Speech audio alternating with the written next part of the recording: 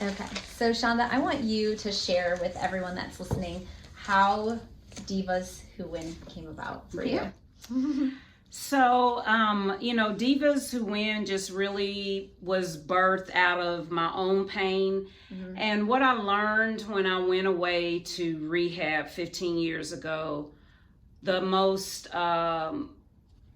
eye-opening experience I had there was that there were women just like me.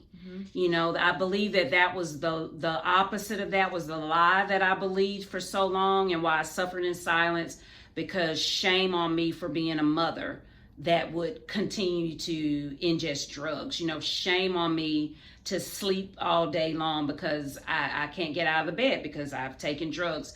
Shame on me to have the nerve to go sit in a church and still come home and engage in these activities and not be a good scripture teaching mother anymore. And so what I learned at my program was that other women suffered similarly. Other women had experienced similar traumas, but the really golden thread in the cloud was that there were women who recovered and were in recovery, from the staff that served there that might have 2 years, 5 years in recovery, to the director who had about 20 years back then when I first went into the program. So that gave me hope. And so when I graduated that program, it just started to bubble up in me, these thoughts that I'd had over periods of wellness in my life. Again, I was a binge addict, so I could have maybe 2001 was a good year, but 2002 was really bad, Okay. And I just started thinking, the years I worked at my rehab for 10 years, and when I saw the doors swing in and out and the same woman come through a few times, what I found was that the women who uprooted and relocated their lives out there to all of the support that was offered through that program really did well. But the women who spent a year or 18 months there and then went back home, where they no longer had this support group that they were accustomed to, they had to find their recovery groups and get into a 12-step program or tie into their church. They had to just do it, almost start over. Sure. They didn't have babysitters. They just started over. And I just thought, there's this part of me that wanted to achieve freedom and tell the story, and so I didn't really want to be in the guise of anonymity, which anonymity is great, and people have beautiful recovery in some of those spaces.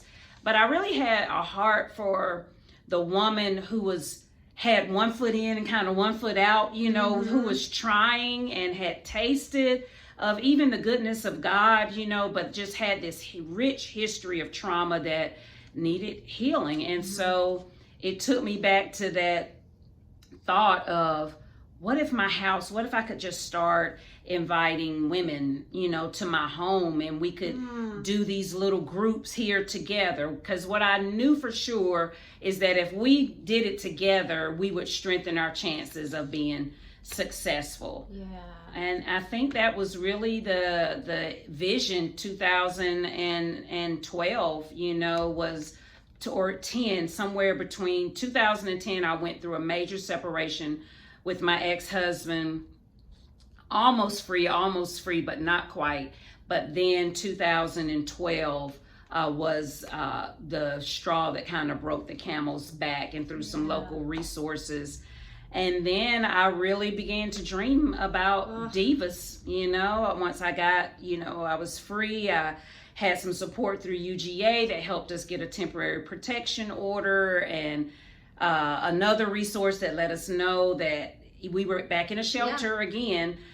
Someone at that shelter let me know that the judge would mandate 90 days of my ex-husband continuing to pay for the bills. And that really was the ticket that I'd been searching for quite some time. That's all I needed, was a running start to know that I wouldn't be homeless, and get started. So I think I was sort of back in survivor mode again, the early 2-3 years of my divorce.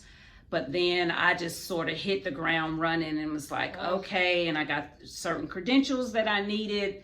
And I was like, I want this message to be in my community. I loved my rehab, and it Yeah. certainly served a purpose for me, but I wanted it to not be this secure space that only some people. I wanted the door to just swing in and out with peers who were experiencing homelessness to come in. Maybe it was domestic violence, whatever it was. We had a resource that we could then love her, let her know that she's us, and then partner with her back out in the community through another agency. So Divas began, and the narrative was going to solely be for women who were overcoming addiction. Okay.